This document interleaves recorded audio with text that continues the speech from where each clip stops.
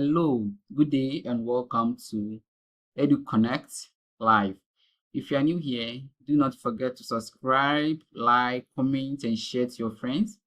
And also, do not forget to hit the post notification bell so whenever we upload a new video, you'll be the first person to watch. Today we are going to talk about the MTN Bright Scholarship, and we'll be throwing more light on the criteria or the eligibility criteria they are using, and then some of the documents and the various things you need to know about the MTN Bright Scholarship, what it covers. Yes, so basically that's what we're going to do for today. If you're new here, do not forget to subscribe, like, comment, and share. So let's move on to the video. Okay, so first of all, we all know MTN Ghana, what they do. So one of their corporate social responsibility is they are being centered on health, education, and then economic empowerment, as we all know. So, but we are going to dive deep into the criteria or the things you need to know about the MTN Bright Scholarship before applying. We're not going to read a lot of things. So right now they have their vision, their mission, and their funding for the foundation. So if you want to know all of this, you would have to go onto their portal. But first of all, let me talk to you about how they get their funding for the foundation to sponsor their corporate social responsibility. So one thing they do is that at the end of the year, or some period, because they are going to help students, or let me say people, on their health, education, and then economic empowerment. They set some percentage of their profit they make annually aside for these particular projects that the foundation undertakes. So that's where basically they get their money from. And you know, MTN Ghana, they have money, and sometimes when it comes to scholarship, you don't need to think like I wouldn't apply. Even if you don't have money, it's part of their corporate social responsibility, and they will do it. So at least if you are a student and you need funding, you don't have anyone taking care of you, this is the right opportunity for you to apply. So over the years, they've received about 12,000 applications, and then scholarship awarded has been about 13 million Ghana cedis and about 50 institutions. So today we are going to talk about the scholarship aspects, and then now we are talking about the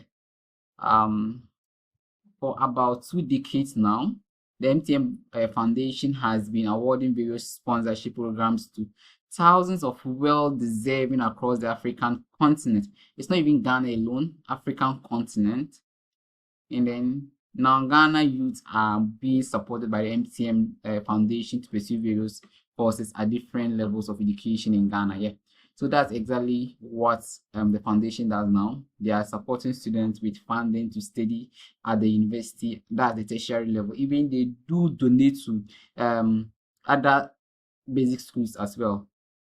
But this one is basically for the tertiary level, the universities. So in order to be eligible for MTN Bright Scholarship, first of all, you must be a first year or continuing student pursuing a first degree at any of the public tertiary institutions, or pursuing vocational and technical skills at any of the institutions. Okay, so if you're first year, second year, you should be able to apply for this. And then they're saying you should be a Ghanaian but brilliant and needy. Brilliant but needy. Kindly take notice of that. So you can be brilliant and you are not needy because your parents might be there for you. They are sponsoring your education, so there's no need for you applying to block other people's chances. So let's kindly take notice of that. And then we also have must be of good conduct, hardworking, and then have excellent academic results. So you can't be applying for the MTN Bright Scholarship and your results aren't good. So you should have excellent academic performance. And then they are also saying that being involved in extracurricular activities as a continuous student is a plus. So especially you come to the university and you are taking up leadership roles, you are involving in volunteerism. These are extracurricular activities that are not part of your course in the university. So this will give you an upper hand for people to recognize you, right? So whenever there's help, they'll be able to help you out. And this is what MTN Bright Scholarship is looking at. They want, they're saying it's a plus if you have it. But if you don't, still I mean, it depends on the criteria you're going to use to shortlist and all of those things for the interview and all of that.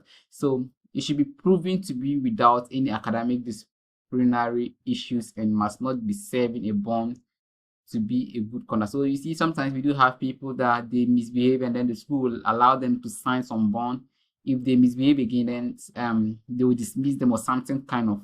Yes, so you shouldn't be that kind of person. So now let's move on to the application process. You're trying to say that you should apply online, submit your everything online, your one page letter of motivation, including your educational and professional goals. Then you submit your application together with a valid contact detail, so that whenever they want to reach out to you, they would have the chance to reach out to you. I don't know if I'm too fast, but then let's take it slow. So shortlisted applicants will be notified and invited to meet the scholarship panel. So mostly every year after you are being qualified for an interview, the MTN Bright Scholarship organize interviews at various institutions. We do have one in University. I think we have one at UDS, and then yes, other places that you go for your interview. If you are being qualified, then at the end of the day you'll be awarded a scholarship. So please kindly note, application is completely free. So sometimes you get to realize that some people are saying you should come and they will help you apply for this particular funding, simply because when we are going to apply, they help you, you would have to pay something to them. So that doesn't mean that, even though that could be middlemen, but you shouldn't let it look like you are paying for the scholarship. No, you're not paying for it, because it means that because you cannot apply or you don't know how to go about it, that's why someone is coming in to help you. I don't know if you get what I'm trying to say. Exactly. And then they're also saying that an applicant who enjoys any of other educational scholarship should not apply. So let's assume you are benefiting from Get Fund, so you shouldn't bother yourself applying, because you're going to block other people's chances. And if you say you are not even on the scholarship when you apply in the first place, and then they find out, you are going to be disqualified. And if there are other rules guiding the scholarship that need to be dealt with, I think it will also affect you. In the same, priority will be given to persons pursuing or reading courses in the ICT sector, the computer science, engineering, artificial intelligence, and data analytics. So all of these programs, if you fall within this one, you stand a chance of getting it easily. Sometimes you do see that people are reading other programs, but they still get it. But they're saying that they would put an eye on these particular programs. If you fall within these programs, your chances of getting it is higher. But if you still don't fall within the criteria, you stand a chance of losing the scholarship. Women and persons with disabilities are especially encouraged to apply. Most of the times, everything's about females, but then they don't really come out to take up the opportunities that these organizations are bringing up to them. So I think I'll use this opportunity to urge each and every female out there to try their possible best to utilize the available resources that are being given to females. If I was a female, every opportunity I would have applied, but it's unfortunate that some of us would have to be looking elsewhere for our help. And then I think it's in the right direction that every female should try and apply. If you know any person with disability, to please kindly share the link from this the description box of this video to your friend or anyone who wants to apply for this particular scholarship. So the same priority will be given to applicants who live and attended school in the Bono East region, the Ahafo region, the Savannah region, Northeast region, Western North region, and the Oti region. So these regions too, there's a reason why they've chosen those regions, and we would have to be strategic when you're applying and you're from those regions. Please clearly state everything that you are from these regions, because they are going to give you the chance to get the scholarship, and then you should be proud of yourself. Yes. And then they are saying application submission is from February 1st, 2025 to the May 31st, 2025. So today is 18th, and we have about 13 days to the deadline. And I'll urge everybody to take this opportunity to apply. It's not too late. You still have the chance to apply. And there's also saying that for further inquiries, you should contact the email given there, MTN Ghana Foundation at mtn.com, or you can WhatsApp their telephone number there.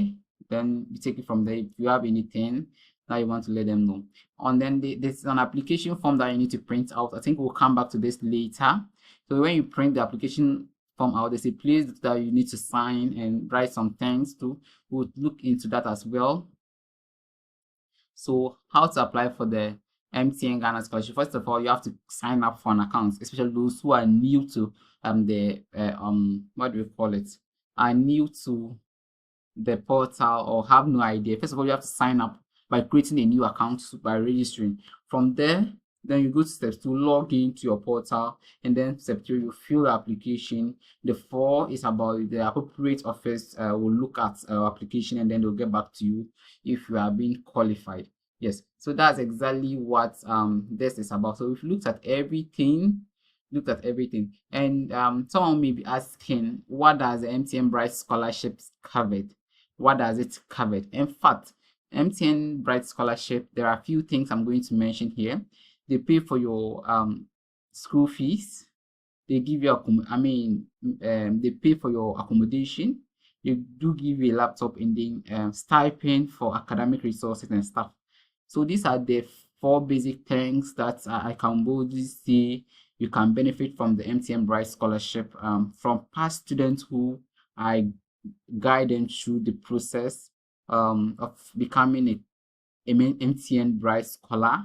I remember last year, I had 3 students who openly came to me, and I took them through the application process, and by God's grace, they were awarded a scholarship. Even though I mentored many people on my WhatsApp platform and then YouTube, but not everybody will get back to you. But the few that got back to me shown that my effort wasn't in vain, and I think they should utilize this opportunity. So now let's look at the application form.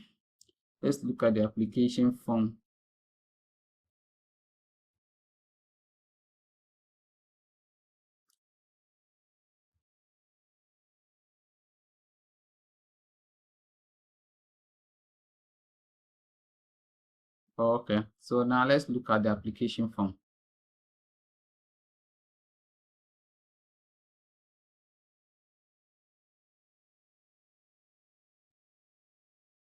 All right, so MTN Bright Scholarship 2025. So we are just going to glance through this, then we'll go to the part 2 of this application form. Part 2 of the MTN application, where we are going to deal with the entire application process, which will not be that too long. So first of all, the MTN Bright Scholarship 2025. Are you a brilliant first year or continuing student? I've spoke about this earlier. And then, do you require financial? So I've spoke about that earlier. If yes, then kindly go through the criteria, fill the form below, and submit online. So there's a place for you to submit, and that's the link. And then we'll be doing that in the next video. So first of all, for further inquiries, I already stated it, so you should know. Yeah, so first of all, they are asking for your name, the name of the applicant, the one applying, the sex. Sex here doesn't mean any other thing than female and male. Yes, please. And then your date of birth, your email address, nationality. You should be a Ghanaian, of course. They stated it. So if you're not a Ghanaian, you're not eligible for this scholarship. And then they're asking for your hometown and region. So first of all, your hometown could be Sandma in the Upper East region, just like they wanted. Do you have any form of disability? If you have disability, yes. If you don't have, no. And then they're also asking for, if yes, you have to specify. Yes, so if you have one, you would have to specify this by stating or indicating what the disability is. Then you indicate the name of the institution you attend, and then your course of study in the space provided here. Then you will also have to move on with the duration of the course that you are studying. Is it a 4-year program, 6-year program? You let us know. Do you have any volunteer experience? If you have ever volunteered for an organization, yes, you have to state it here and explain. Yes, state your experiences. So you have to explain it over there as well. And then you're also asking, if no, please proceed to the next question. If you don't have any, don't bother yourself